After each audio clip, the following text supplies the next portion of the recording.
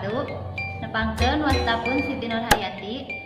Abdi dia baris ngajentrekeun perkawis pupuh kinanti sareng watakna. Pupuh kinanti teh kaasup kana sekar ageng.